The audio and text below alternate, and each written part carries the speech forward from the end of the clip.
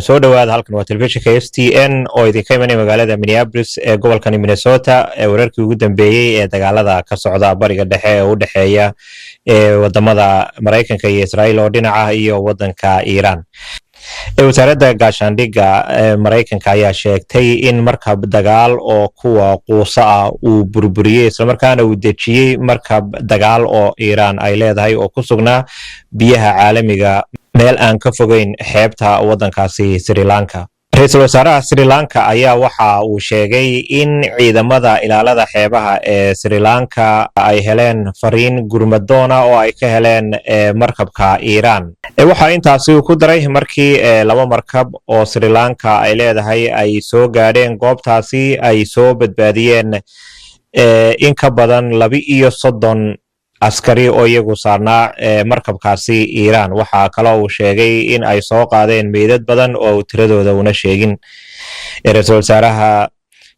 Ra'iisul wasaaraha Sri Lanka waxa uu sheegay in markabka dagaalka ay saarnaayeen in ka badan 181 ciidamada Iran iyo shaqaalahooda. Wasiirka gaashaandhigga ee dalkani Mareykanka Pete Hegseth oo shir jaraa'id ku qabtay xarunta Pentagon-ka ayaa isagu xaqiijiyay isla markaana waxa uu soo bandhigay sida markabkaasi loo dejiyay. Waxaana uu yidhi subaxnimadii hore ee Arbacada markab gujisa oo ay leeyihiin ciidamada Mareykanku ayaa gantaal nooca loo yaqaano torpedo ku ganay markab dagaal oo Iran ay leedahay isagoo ku sugan biyaha caalamiga oo u dhow xeebaha ee Sri Lanka.